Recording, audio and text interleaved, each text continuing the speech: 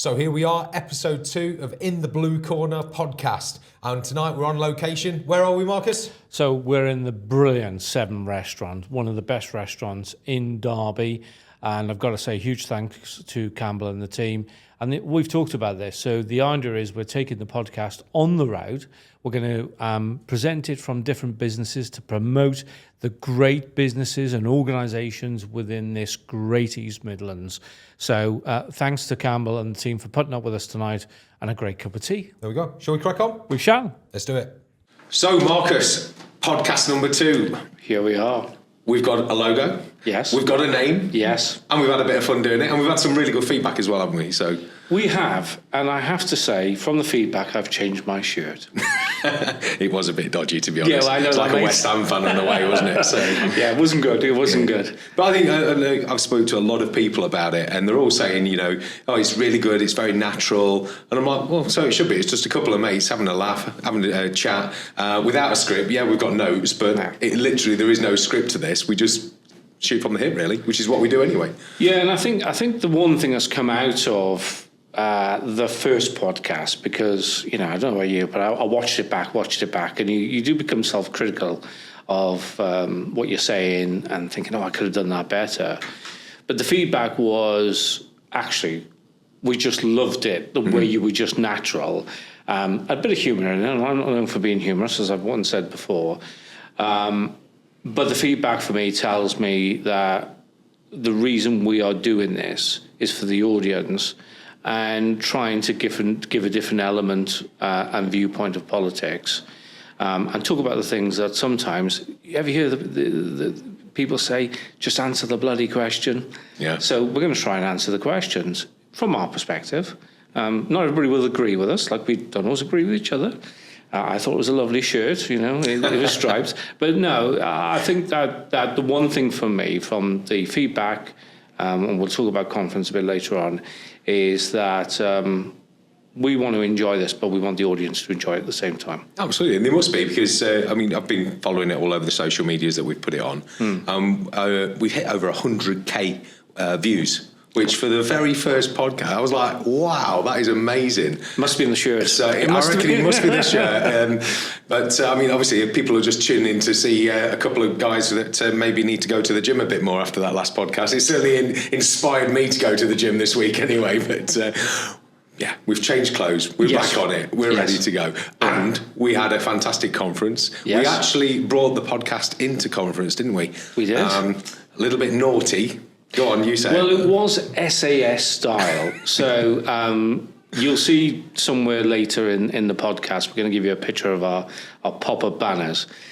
And prior to conference, I said to you, wouldn't it be great if we had some pop-up banners? We got them around conference. But of course, you'd need permission for that. And did we get permission? No, we didn't. But what we did do was go out early one morning and put these banners up all over the place. We didn't. We'll stop there. We didn't just put them all over the place, did we? We put them in the most strategically well-placed position. We were very close to GB News. I'll give them that because of the flow-through. But we also had little business cards, QR codes on those, and I think by the end of conference, everybody had seen it. I think even Lotto had seen it. She did. I actually gave her one. Brilliant. No. Fantastic. But great. And, obviously at conference, we were both there for the full duration. Yeah. Obviously, we saw on the media how empty it was and how rubbish it was, and nobody enjoyed it, and it was like a wake. Is that what your experience was? My experience was, firstly, I was very tired after the 4 or 5 days. That the venue was fantastic, that the organisation by the volunteer team and the professional side of the party was simply brilliant. And the one thing that struck out for me was the amount of young people. If I was to put a percentage on it, and this is not exaggeration, there were some days it felt like 30% of the room was young Conservatives. And they were there, they were engaging. the side rooms for when there were, the seminars, they were full. And yes, there was a lower amount of people compared to previous years, but last year was election year. This year, very different. But it built up and it built up built up. I mean, the Sunday night, it was quiet, and you got there the night before, but I got there on the Sunday, and I thought, wow, this is a lot quieter than usual. But certainly by late in the evening, people had just arrived late, I think. And by Monday, it was kicking, and all the fringe rooms were absolutely rammed. I mean, you and we both did a fringe event on the panel. And the room I think it was 40 that it could hold, and I counted 74 in this room. It was literally standing room. That was because of the podcast, I reckon. Oh, I think it was because they were expecting you in your shirt. Oh, right, okay. So they were all disappointed, they told me. No, it was. And I also think that, and there were some news channels we won't speak about, but we could see them taking pictures at the beginning of the day, like at 8 o'clock in the morning, and they put it on social media. And when you challenge them, they shied off. But you did a great video, and you did a video of one of the receptions before and after.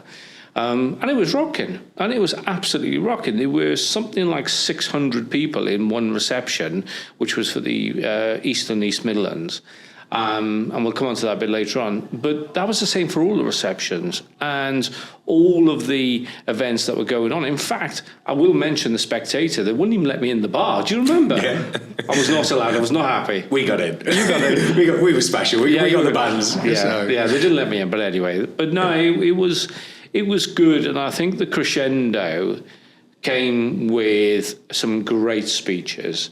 Kemi's speech, Let's Be Straight, was fantastic. Mm-hmm. It lifted the room, and everybody walked away, as I mentioned, and we both mentioned actually on the East Midlands BBC, that a bounce in the step. But I have to say, the leader of the Welsh Conservatives, being a Welshman, he was good. He smashed it. He didn't go off a teleprompt or anything. He just delivered one of the best speeches ever at a party conference. And the Welshman in me was very proud. But I have to say there were some absolutely tremendous deliveries. Mel Stride, some of the policy, some of the things he gave out.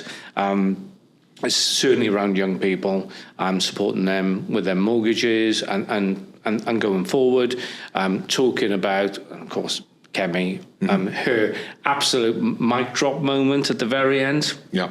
Brilliant. She kept that so well under wraps. And what a thing to come out with, getting rid of stamp duty. Yeah. It's common sense. We all know it's the right thing to do.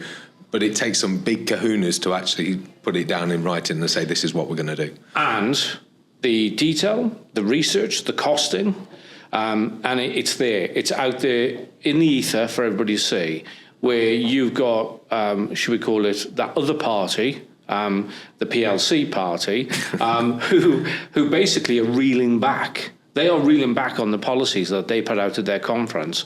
We're building on our policies.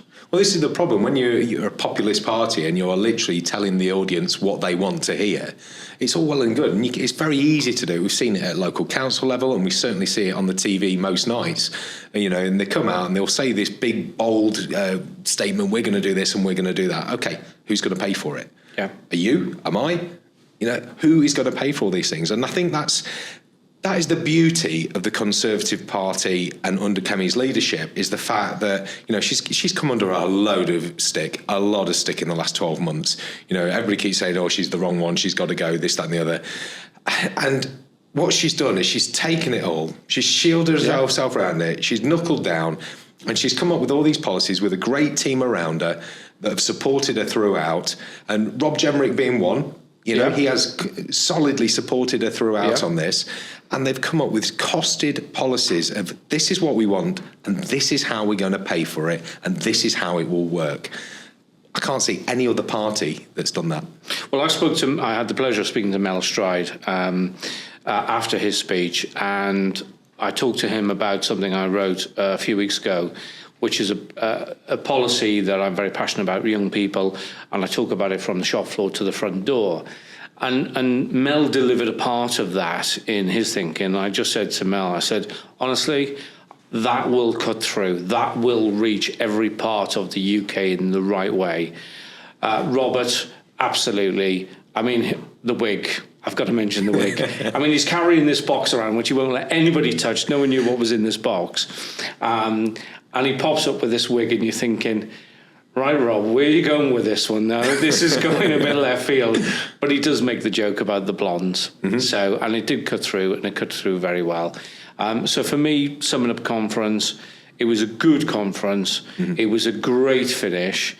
And I think more than anything else, it delivered two things, important things. Policies that we are going to knock the door with, and the fact we are a united party. Yeah, 100%. You said, that topped the conference. I actually disagree with you. I think there was one thing that topped the conference. Go on. It was the East Midlands reception that you and I co-hosted and ran alongside the regional chair and deputy chairs. And we absolutely smashed it out of the park, didn't we? Well, I had a lovely letter from Kemi and her team, but it was signed by Kemi, and that she loved the warm welcome, the energy in the room, and the fact that the room was so full, and the reception was not just for East Midlands, it was Eastern, and it was also West Midlands. And there was a great team working behind the scenes of it. And let's just say I did a few steps that night. But, we had a lot of the shadow cabinet come along to support us.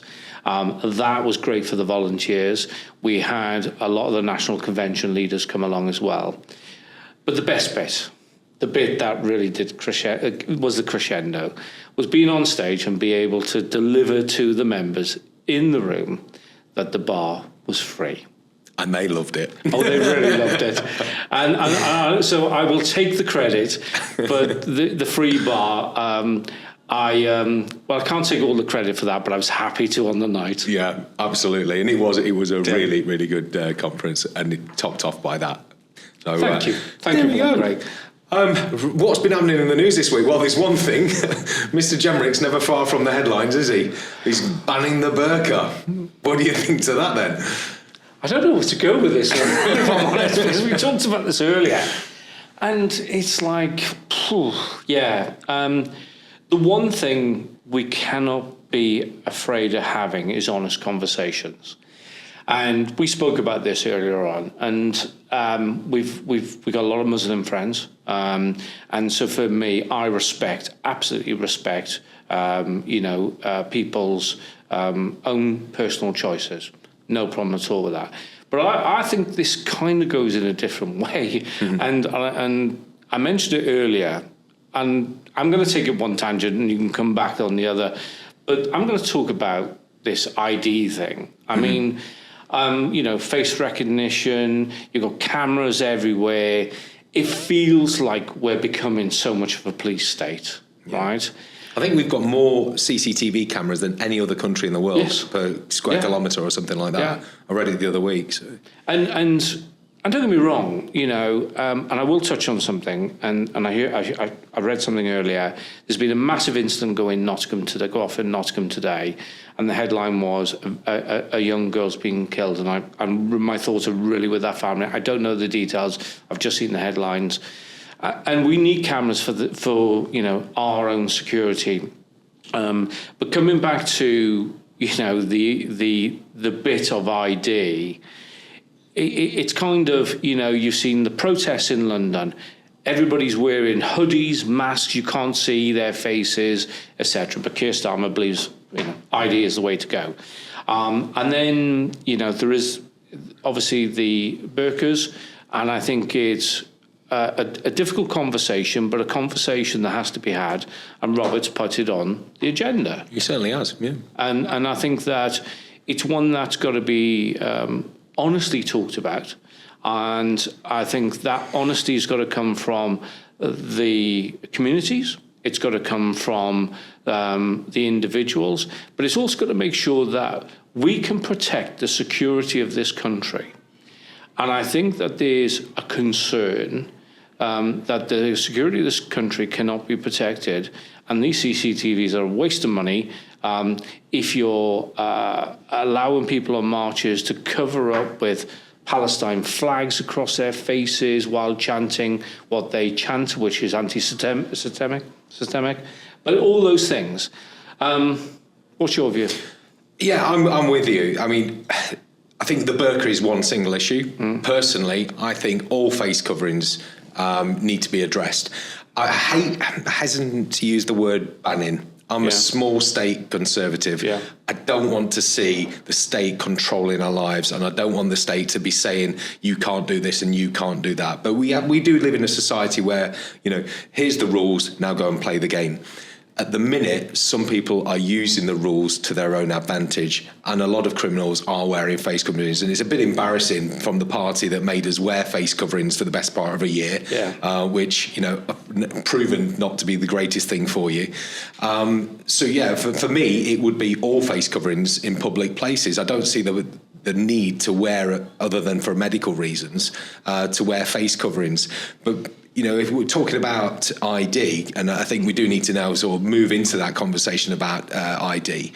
I was an ex-serviceman, as you know, and for 12 years I carried an ID card.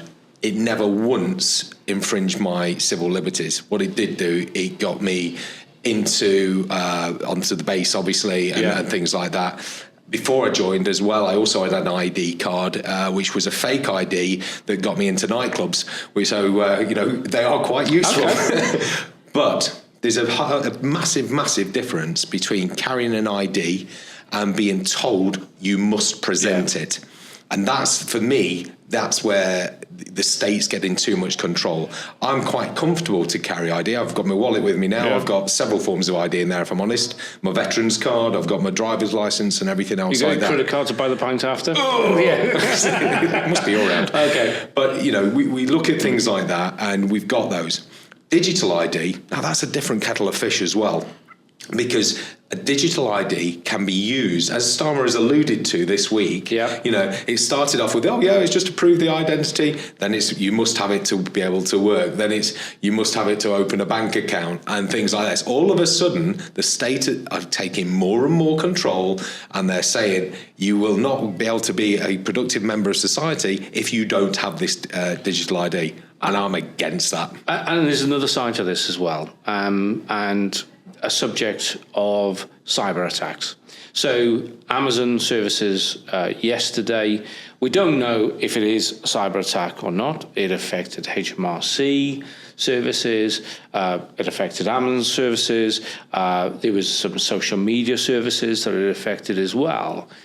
So if we're going to put all of our stuff into one, no one can tell me, and I can speak from experience, no one can tell me that one organization or setup or framework, it will be 100% secure.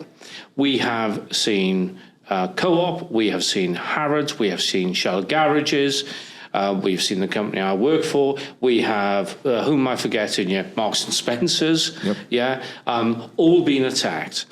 The one thing they have proven, and this goes back into the idea and putting everything in one place, these very clever people could take down a country tomorrow, or take down the NHS. And again, we do not know what happened yesterday. Would it surprise me the impact of everything that happened yesterday is a cyber attack? No, it wouldn't. But then that comes back to putting everything into one area. But it becomes then back to the big state. Yeah. And it really comes back down to what Keir Starmer is trying to do. There's this policy of wanting to control how much money we send to friends and family coming over the hill. It's a cashless society. It's a cashless society. That's what he's after, isn't it? Ultimately, it is. Well, it's okay if you're of a certain generation, but hold on, the British public, we've got an aging population. So I feel uncomfortable. I don't think it's just that, though. I mean, they're an aging population, but I run a small business where we do take card payments for small items, and we're talking, £3-4 for a coffee and things like that. Well, when you're charging £3 for an item, and they're paying on card, and they're paying 20 odd pence per transaction plus 2% on top, and you're selling God knows how many a week, that's a huge effect. Whereas if it's a £10 note and I give them the change, I get to retain everything that I've charged them. Yep. And I'm totally against a cashless society for that reason. But you've also got the charges on that business. So you've got the businesses being taxed by another way. And so it comes down to choice. And I've got to tell you this story. And I can't remember where I was this week, whether I was getting a coffee or whether I was getting a bite to eat. I can't remember. And I just happened to use cash. I popped out for lunchtime, left my wallet in work, but I had some cash on me, thankfully. And the person that was serving me struggled to count the change back to me. Wow. And that was a generation. And it's not their fault. It's because as a society, we've gone away from actually educating people with real money, tangible process. You know, go back 30 odd years ago when I used to work on checkouts, you know, we were taught how to count the change back. Yeah. You ask, a different generation today, well, it's like asking them what a checkbook is. Yeah? No, you and I remember checkbooks, but now we're moving to cash. And this comes back to this whole thing, you know, super ID, controller. But the thing about face coverings, I think there's a balance of security of the nation. I think there's a balance of societal choices. And I also think that there's also the big thing about the big state. And we need to have honest conversations. We need to include everybody around the table so that communities do not feel, like the Jewish community feel at the moment, isolated, ostracized. I said to you earlier that I was listening to the Times radio station this morning about a lecturer who is being literally hounded out by students, but they don't know if they're students because their faces are covered. Yep. Which brings it full circle back to how we started it. 100%. So do you need to cover your face? And my gut feeling is no, we shouldn't. Should we ban it outright? That's contentious. Personally, it's a yes from me. Okay. I'm on the fence. You're not joining the Lib Dems, are you? No, come on, don't be harsh for me. No, but like I say, we've got a lot of friends, multi-faith friends and whatever, and I respect absolutely every religion, and I do. But I do have this concern about the language we use, but I also have this concern about groups of people who are trying to politicize it for the wrong reason. And that, whoever they are, the far right, whoever they are, because we don't always know who the far right is, certainly not the Conservatives, right? But whoever the far right are, but there's also the far left, because it's a proven fact they're infiltrating as well. So come on, let's move on. We talked about him earlier on, Robert, Mr. Generic, my local MP. So he is absolutely being, I think, hounded by the news stations now. There was something taken of a clip recently whilst he was at a dinner, and it was a private dinner, and it's been recorded, a snippet of what he said, but taken out of context, as it always is. But one thing about I'm seeing with Robert is that he is being very, very honest in his opinions, and from that point of view, connecting with all audiences, whether it's the left, the right, the centre ground. From my point of view, he is saying what we are all thinking. And I watched the news last night, and he comes straight out about Prince Andrew. Punched it on the nose. My favourite saying. Yeah, he certainly did. The thing is, Robert has put himself above the parapet, as many of the frontbench are trying to do. But trying to get that cut through when you're in opposition is incredibly difficult. The media courted Robert early on, and they've given him a little bit of leeway. Robert wanted more, and he went out and he's done his videos, and the public went, wow, this guy is talking our language, because I don't think it's a left or right issue. No. I think it's basically just a British citizen issue. You know, we're all British citizens. Doesn't matter what your religion is, what colour your skin is, or anything like that. We all live in this country, and hopefully we all want to make it a better place. And I know certainly the Conservative front bench most definitely do. I've got my doubts about Starmer at the minute. But, you know... Starmer? I think the Labour side, I've got my doubts about it. The whole 400 of them definitely. Plus. But, you know, at the top of Britishness for me is the royal family. Yeah. And I am a absolute devout royalist. So you know, I swore an oath to her late Majesty the Queen on her heirs and successors. And now His Majesty King Charles, I am 100% loyal to him. Not so much to his brother. No, this is an interesting one, because it's funny. And again, you know, you think you relate back to conversations that you have this week. And me and my good lady were talking this week about the funeral of the late Queen. And for me, you know, we actually queued up for 24 hours plus. And why did I do that? I did that because my mother was a royalist, and she passed away just a couple of months before. God bless her. And it is the principle and purpose of this nation that we believe in this monarch system, because it transcends the politics, and it's about the people, the Britishness of what we're all about. But there's something fundamentally not right around the situation of Andrew. But what's really frustrating me at the moment, and I've been watching the news the last couple of days, is the fact that the media now are all jumping over the royal family. And, you know, they're attacking the royal family. Now, His Majesty the King is not responsible for his brother. No. I know they're a firm as such, as they get called, but they're not. You know, I'm not responsible for my brother, thank goodness, because I better not say that. He's a good lad. He's a good lad, really. Bless him. But no, none of us are responsible for our family members, even our children, once they reach 18. So I find it really bizarre that, you know, the media seem now to trying to be attacking the king, which is totally wrong. You know, he's not put a foot wrong since he ascended to the throne. His son, King William, not yet. Not yet. Whoops. No, we'll edit that one. Yeah, his son, the Prince of Wales, and the Princess of Wales have just been absolutely magnificent, even in a really turbulent family time with their illnesses. And I think it's really, really unfair for the media to turn on the Prince and the King and his family as well. With regards to Prince Andrew, he's not been found guilty of any crime yet. I hope he does go to trial. I don't think that anybody is above the law. And, you know, if the evidence is there, then the Crown Prosecution Service should go after him with the consent of the King, and he should be made an example of. If he hasn't committed any crime, then perhaps now he needs not only to relinquish, obviously he has relinquished his titles, but I think he needs to move abroad.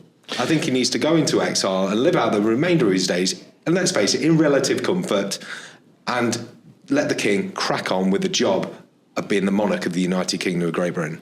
And probably think about his daughters as well. Yeah. And just to add, you know, because we talked about being absolute, you know, royalists, if you want to call it that.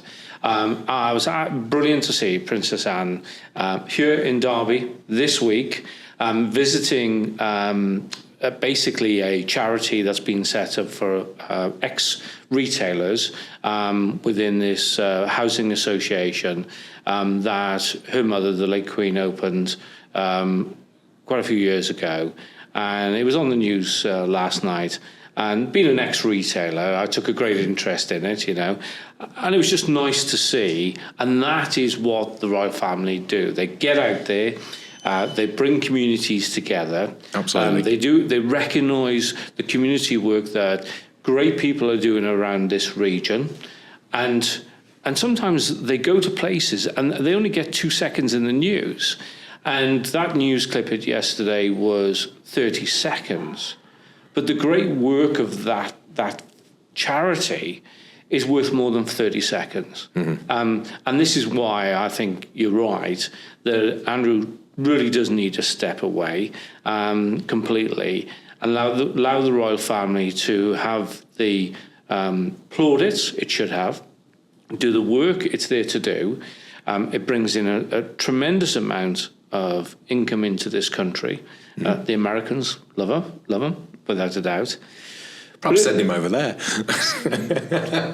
Let Trump deal with him. Yes, okay. But this is going to lead really nicely now to Nigel Farage. I've got a question for Nigel Farage. Are you a Republican or a royalist? Because I have a doubt in my mind that he supports our royal family, because he never talks about them. He never publicly comes out and speaks about them. He has criticised Prince Andrew, but very little, if I'm honest. But I think he's a Republican. Yeah.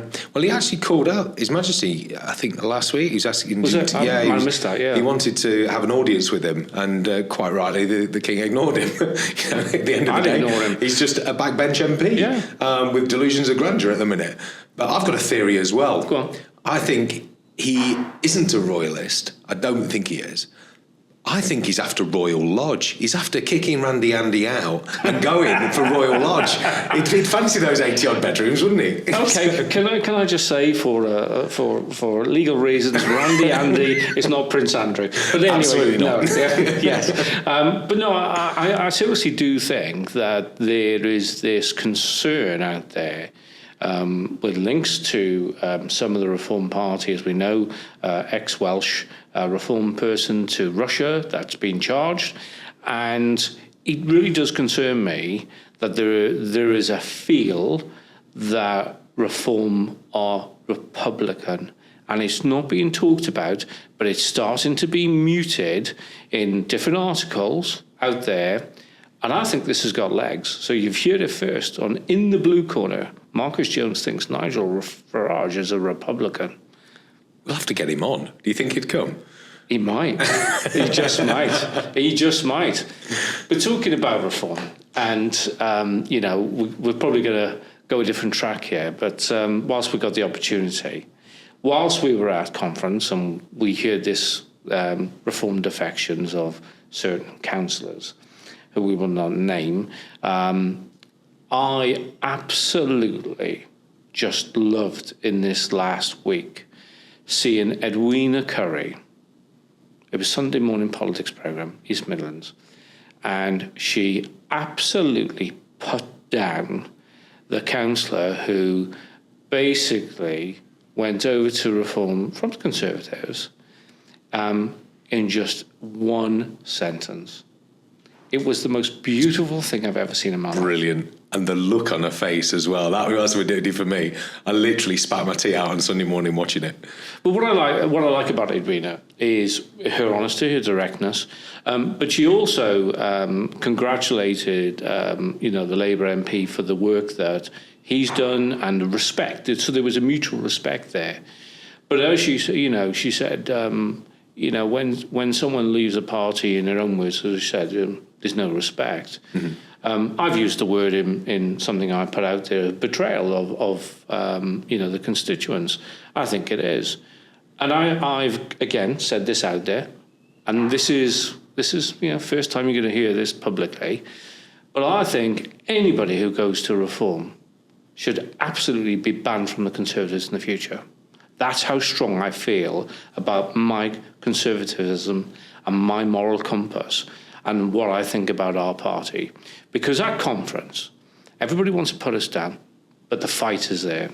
And I was involved in an interview last Monday with BBC, and I was a bit tired, actually, because I dropped my good lady to the airport at 3 a.m, so it wasn't the best of interviews, I'll tell you that now.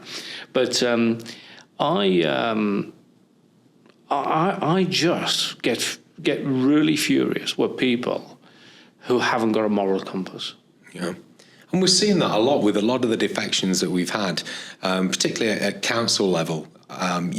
We've got a couple in Leicestershire, where one being the leader of the county council, that in February of this year was still a Conservative and that was going at one point to sue the local association for not selecting him to be a Conservative to stand in May.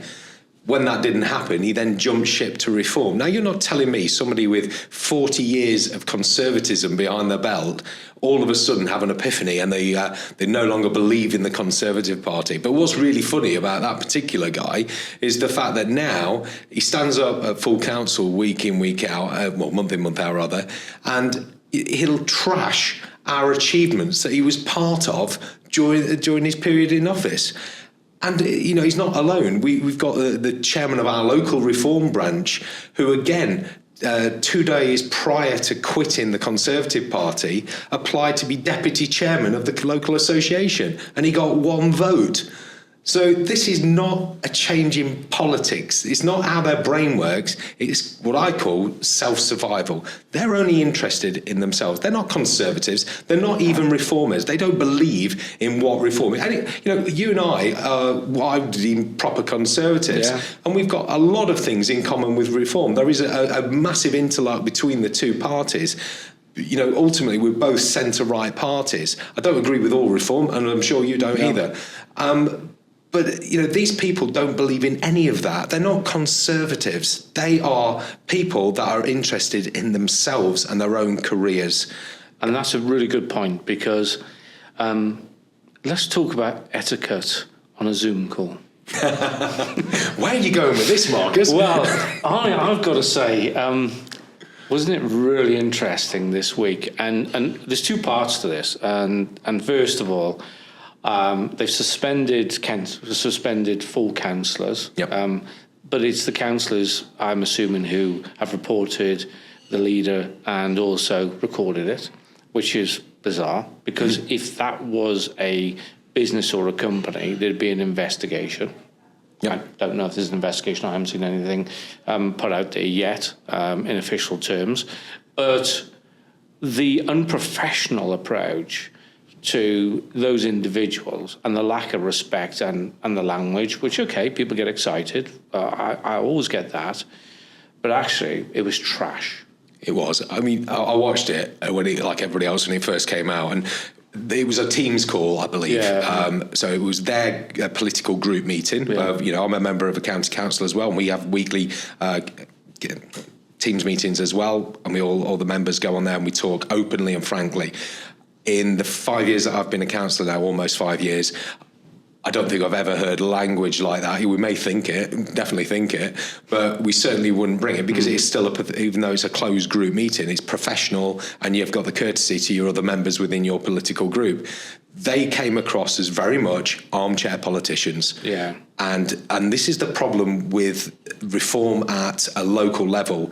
They are not seasoned politicians, and they're quite proud of that. And I sort of get that as well. I wasn't a seasoned politician 4 or 5 years ago. In fact, I was in exactly the position that they were in.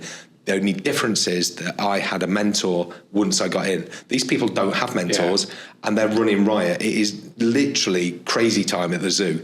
The chimps are running wild. They're throwing bananas at each other. They're going crazy. And nobody is there. The zookeeper is not there to keep them under control. And if this carries on like this, Kent County Council is going to be in big, big trouble. Well, this is why there's so many resignations across the UK. And there was a reference to, there was a young lady, I'm forgive me as I can't remember which part of the country, but it was referenced to it being a dictatorship, and that word keeps coming out. That's why I think Nigel Farage is a Republican myself. Yeah. But in the extreme terms. But we know that our local councils are being controlled by Westminster politicians. That's an open secret. And we're seeing it more and more at various different county councils. Yeah. And because they don't have the experience. And they're literally going back saying, what do we do next? How do we cope with this? How do we do this? It's like that they, as well, one of the things that I've noticed is that they struggle with criticism, and they struggle with being critiqued. They see it as an attack. And then they come back with very sort of playground attacks back on you, and then it escalates and it all gets worse and it blows up out of proportion. I just think we need to take a bit of a breath and think, let's bring some proper politics back into this. Stop all the silly name calling and the infighting and the fighting between the parties as well. Yeah, they've been elected to do a job. Do it As opposition, we will critique you and we will scrutinise you to the nth degree. And if you get it wrong, we will call you out. But it's not attacking you. It's doing the job that the public would expect from an opposition. Well, it's interesting you say that. So talk about Nottinghamshire. So the Conservative leader, Sam Smith, I watch all the He's time. always smiling, Sam, isn't he? Yeah, he but smiles all the while. Yeah, honestly, you know.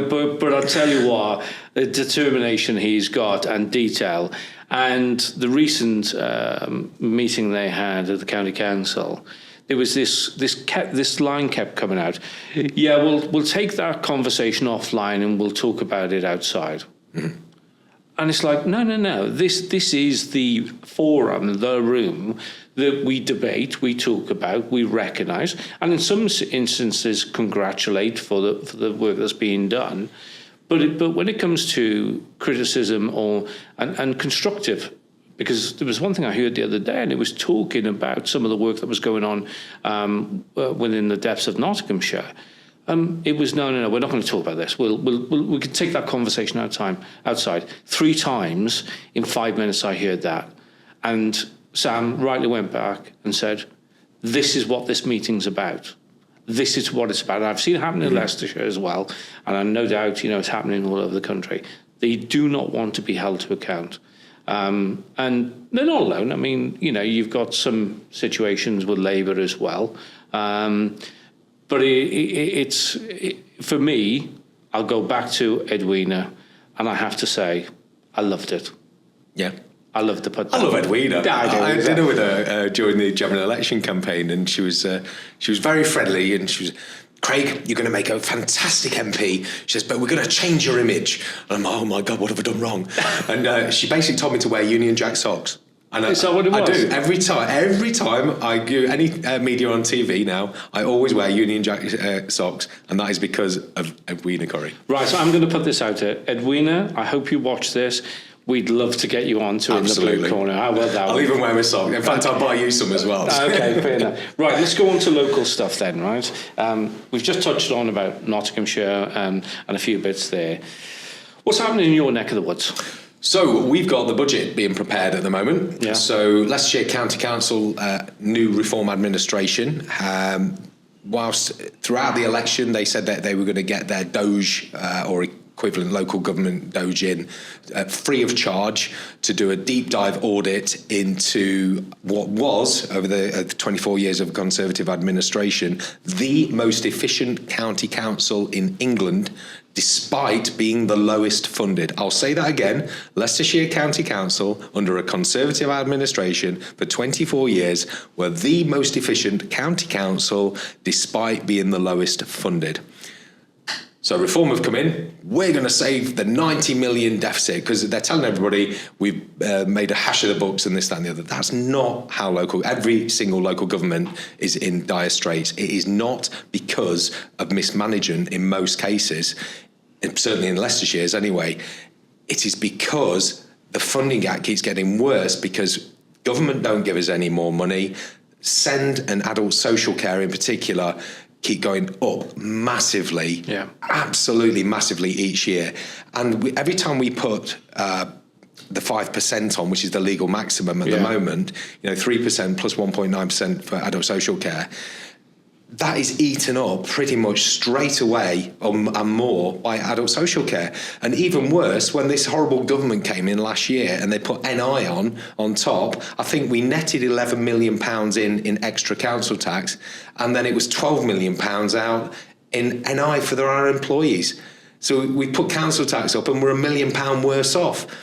It's not mismanagement, but in reform, bless them in the little cotton socks, they're no longer going to use their free Dodge local council audit team. They've gone out to tender, and they're no doubt going to spend God knows how much money on this international company coming in, doing a deep dive on us to find this £90 million. Well, we've saved £280 million last year in the last 12 years. Good luck with that. What they've actually done is they've done a balance transfer onto another credit card with a higher APR. Because if they get this wrong, it's going to absolutely screw our budget. I tell you what would be good to know, though, and maybe want to pick up on the next podcast, is who's the company and which country. Because I think for me, that's going to say a lot about where the strings are being pulled within reform. And again, that comes back to, some of the concerns with the things they're putting out there. But he's reeled back very quickly on some of the policies they put out at the conference. He has. They're not going to do this, they're not going to do that. And because they didn't cost it, they didn't have the policy, they didn't have the research. But we can kind of close that one off. So how's your budget going anyway? Because you've got Nottingham budget.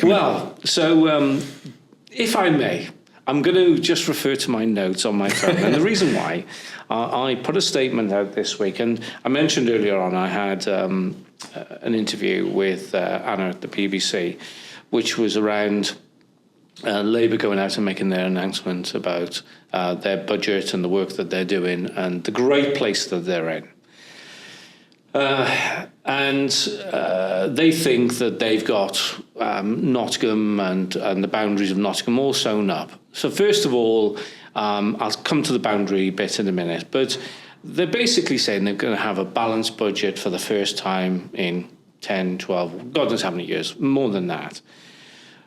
But they forget that the people of Nottingham have a good memory. We do not forget the mismanagement of money and where they've spent money. Robin Hood Energy. And people will say, yeah, but that's old news. It is old news. But the problem being that £54 million has impacted how many years since?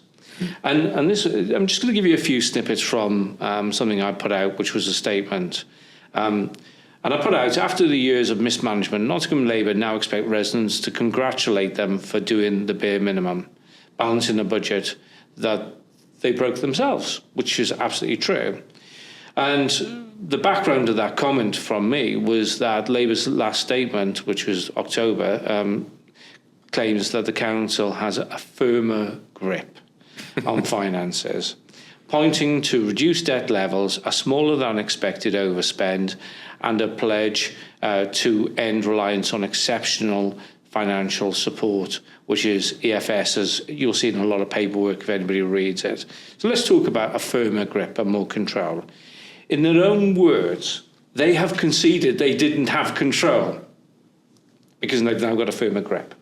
And then, for me, it goes back to the crisis did not appear overnight, and it was a result of poor governance, weak controls, avoidable risk. I mean, we talk about Robin Hood Energy again, accumulating in a Section 114 notice, basically bankruptcy. So I went on in my statement out there, which it boasts that debt is down a third and only 17% of EFS support was used.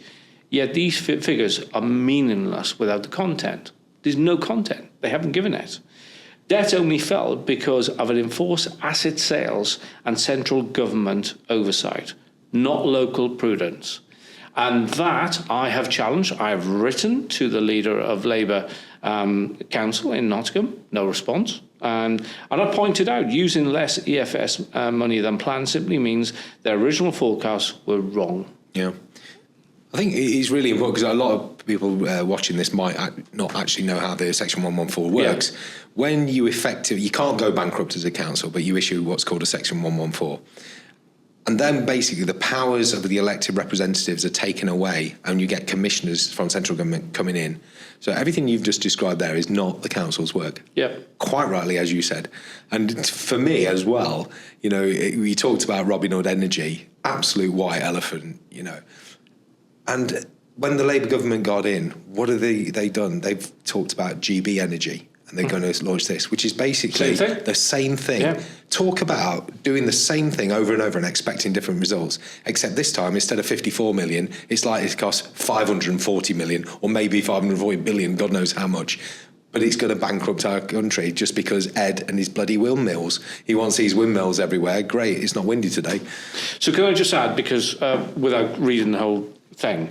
So I saw just before it was announced some of the headlines, and the Nottingham City Council have now put out a survey to ask residents what they think. So I'd like to draw their attention to some things. Workplace parking levy. It's a hidden tax. It affects small businesses in Nottingham. They're going to put it up. And they state it. They're reviewing it. That means they're going to put it up. I was running a business in Nottingham when they first brought that in. And it cost the business I was running at the time nearly £40,000 a year because of the amount of people I employed. What's struggling within Nottingham City at the moment? Small businesses. And then on top of that, they're looking at increasing the council tax to the maximum. So they can't actually manage the money that they've had in the past. They want more money, which leads into the boundary land grab they're trying to get Rushcliffe, which you may have seen this week. Rob was there. Yep. Mr. Jenrick was there. He accepted the petition to take to number 10 by the great work of those in Rushcliffe today, not past. Yeah, I'll state that. And so it's really simple. They want to put taxes up, whether it's the working park levy or whether it's the council tax. It is another tax they're going to put up. And that's even before we get to the budget. Yeah. And so within Nottingham, for me, this is my big fight at the moment. And we, as Conservatives within Nottingham especially, we're banging the drum. And the one thing about Labour now is we are coming after them, because I'm being relentless as, leader of the Federation with regards to my communication out there. The BBC and other news channels are listening to us, as they are with you in Leicester. But I think for me that, it just shows why the Conservatives need to get back in and quickly to control this mismanagement of money. Yeah. No matter where. I think it's the same throughout the East Midlands. I mean, obviously we've got a mayor apparently. I've not seen her. Yeah, I actually, that's unkind. I did meet her. I met her on the sofa on BBC Politics. Oh, did you? Yeah, I asked her what her name was because I'd never heard of her. But there is one person who's here. Obviously you're Nottingham, I'm Leicester, and one person we came to see all the while is our good friend Amanda. We love Amanda. She's brilliant. Yeah. Amanda Soloway. She's absolutely everywhere, isn't she? Yeah. And I love her TikToks as well. So we're going to have to get her on. Amanda, you're coming on to this as well. You're going to be one of our guests. And I think Amanda is absolutely banging the drum for Derby, Derbyshire, like you are respectively for your area, and I am for my area, but we're doing this for the East Midlands, for the wider picture. But I'll talk about the mayor. I mean, I'm getting sick to death of seeing the announcements and the sound bites, Yes, okay, cycle paths and certain things have a relevance. But I'll tell you what has more relevance. The small businesses bringing jobs into the East Midlands and not making statements about you bringing jobs into the East Midlands when you've had nothing to do with it, but it's to do with the work, the actual work of other people and businesses and investors and education, but it has nothing to do with the mayor. I can categorically say, and I will say this to her face, I've employed more people personally in the East Midlands than she ever has. Because I've worked in this East Midlands for 24 years and I've employed over 2,000 people personally. What has she done? Well, see, I think that's quite unfair actually, because you've had 24 years, she's only going to get 4. Well, that's all she's going to get. I can tell you that now. That's a fair point. Actually, we'll give that one to her, actually. But it comes back to this thing. Talk about the things that matter. And yes, there's some lovely, warm, fluffy things we need to be doing around the edges. But young people, homes, knife crime. Amanda was on the Sunday Politics just gone, and she was talking about the issues within Derby City and the increase in knife crime. We've had it over at Nottingham, but there's great work going on in Nottingham with the charities I've previously mentioned. But it's having an effect now in Derby City. tackle that. You know, look at the organisations that need the support and the funding. Do you know, I mean, I've got something that's very passionate in my corner, is that the homelessness piece. You know, Labour are congratulating themselves through the money they've got extra out of the mayor and it's in their budget, that they're giving £127,000 more this year to homelessness in Nottingham. WTF. And I won't say that out loud, because for me, there are charities like CEO Sleep Out who will raise this year easy £60,000 for the city of Nottingham. If they can do that, but that's not the organisation. That is business leaders that are raising that money. Yeah. And Labour can give £127,000 from the city. And this is where the mayor should be tackling things. And I'm going to give a compliment to a Labour mayor now, and it's not the East Midlands one, Andy Burnham, right? Now, Isn't he tipped to be the next leader? Well, he is, actually. He has been working with young people up north, and he's been working on this vocational piece, and he's done a lot of great work, and I will say that, because this Pathways for Young People is something very passionate and close to me. And I've looked at this VTech program that is now being kind of adopted, and there's some legs in it, and I think this is a cross-party bit of a conversation for young people from the shop floor to the front door. But when you talk to people around the East Midlands about our mayor, what is she bringing to the East Midlands, people don't know. I tell you who I met the other night, Andy Street. What do you think to Andy? He's brilliant. He's absolutely brilliant. First of all, he comes from retail, which for me, of course, you know. I mean, I've met him as well, and he just doesn't come across as a politician, does he? He's so business focused. Yeah, he is. Which is exactly what you need for a mayor, as particularly of a huge authority like that. You don't want a politician. An ex-MP would not make the bestest mayor. You know, what we're looking at is people that understand business, because the mayoral role is to generate business, to give that spark to an area, exactly like Andy Street did in the West Midlands. You know, he rejuvenated the West Midlands. Such an amazing job. Absolutely amazing. That's what we need in the East Midlands as well. Yeah, we do. Someone who knows how to bring international business, work with businesses, understands communities, understands veterans, understands young people, understands the change in industry that's required to bring purpose and hope to the East Midlands.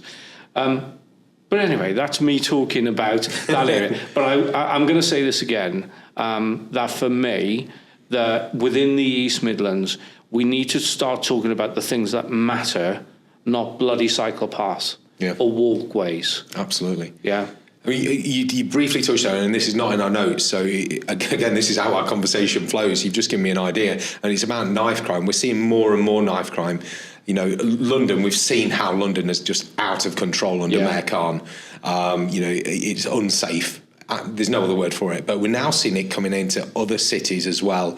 Places like Leicester, places like Nottingham, Derby, Lincoln, and throughout the East Midlands.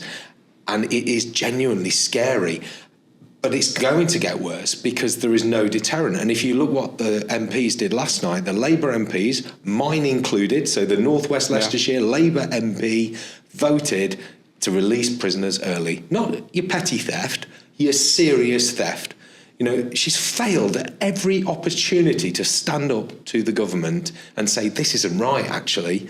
No, lobby fodder, goes through, ticks the box, hopefully get a job next time round. Good luck with that one. Going on to our final subject. We've got to finish on a high. Come on, we've got to finish on a high. The budget. It is. It's a few weeks away, Wednesday, the 26th of November. The new bonfire night, officially for this generation. I get the feeling at the minute, as I said, I run a small business, you run a much bigger business. I'm holding my breath because, and I think I get that sense from the business community as well. Yeah. We're all holding breath. We don't know what's coming. There's no confidence in the market, in the business to expand. You know, we're looking at another location soon, and I'm just holding back on it because I don't know what she's going to do. She's obviously Rachel Reeves. She hasn't been the best chancellor. She hasn't been a chancellor. Let's face it. At every opportunity, again, she's made the wrong decisions. You can't keep blaming the past 14 years. I mean, this is something that I think we've got wrong as a party. You know, we've allowed Labour that narrative of 14 years of Tory chaos. It wasn't. You know, we had 10 years of really getting it back from them leaving us no money to being on a financial footing. And then we had a war in Ukraine, and then we had a global pandemic that we then had to make sure people's livelihoods carried on so that there was something to bounce back for. And I know we made mistakes. I know not everybody in the self-employed sector was covered. And it's heartbreaking, it really is, to see so many businesses go under like that. But overall, they did save a hell of a lot of businesses. They did a really good job, I think. Furlough. Furlough saved so many. I mean, Rishi has never had the plaudits on the furlough to the level I think he should have. I mean, he did save a lot of businesses and the mindset. But we'll move on from that. But the budget, I mean, the snippet's being fed out now, and it's starting to come out today. So they're preparing us for tax increases. Yep. So you've got, they're going to come out the LLPs, so partnerships, solicitors, etc. Tax. They're going to basically come at properties in one way or other. Tax. You're going to see across the UK, most county councils or certainly councils raise their council tax to the max. I think Labour will put up that max as well. That's why I mentioned it. Yeah, I think it's the only way that they can fund local councils better is to allow councils to charge more. And I say the word allow because that then puts it onto the council, and it'll be, that council's put our council. No, they haven't. The councils have a legal obligation not to go bankrupt or not to go into a Section 141. So what they will do is they will have to put it up to whatever the government say that they can. And that means you and I, who aren't working people according to Labour, we are going to get taxed more through council tax, through employers' contributions, through our own contributions as well. And they desperately are going to come after the middle class. That's where they see as right picking. And what's that going to do? It's going to cripple entrepreneurial spirit in this country. They're going to go after the high earners. Well, 1%, the top 1% of all the high earners pay 30% of all the tax in the country. Yeah. And these people are really mobile. They're going to be able to get on their private yacht or on a jet, and they're going to go somewhere else. And they will. They will go to Dubai. They will go to places like that where the tax level is zero or slightly higher. But, we are in an absolute crazy situation at the minute where we are taxed to the absolute maximum, and we're letting more and more people into this country that are not net contributors. And that's why people are angry. And this budget is only going to make that situation worse. It really is. And I pray that she doesn't go after small business, because if small business goes, she's got a real problem on her hands. And that comes into it, what she's going to do about the threshold for small businesses. There's a talk from 90 to 30k with regards to threshold there. It's going to be I'm taking the day off. I'm taking the day off. I don't want to be, one, I want to study it, but more importantly, I think that you're right in something you did say. You can feel it's tightening. I think I saw the inflation stay at 3.8 today. Mm-hmm. I'm not going to congratulate it because it's double, right? So there's no success there. But inflation, when you look behind why inflation has risen, it's because the trade unions have got wage increases for so many people. Anyway, that's another story. But I think that this budget, they've pushed it to the last legal day, from what I understand, of when it can be delivered. And I think it's been deliberate in when it's going out. It's trying to get everybody to go straight into Christmas, or don't worry about it, and we'll deal with it in 2026. I think it's going to hurt the economy for December. It's going to make people think very hard over Christmas. It's going to depress the market. I mean, I'm even depressing myself talking about this, but the good news is, the real good news is, we have great activists, great volunteers, great party members, and coming off the back of that conference, we have a fight mentality. Absolutely. Anybody that thinks that the Conservative Party is done, I think you and I are proof of that. It ain't done. It's just started. We have been reborn. We're going for it again. we're all out this weekend across the East Midlands. Yeah, we are. Delivering, Yeah. talking to people, and we'll keep it going. We'll keep that fight going because the country needs help. The country doesn't need false promises by false prophets. The country needs Conservatives. On that note, you got your credit card? Is it time for the bar? Yeah. Let's do it. Well done, mate. Next episode coming up, we will have a guest. We will. Looking forward to it. Watch this space.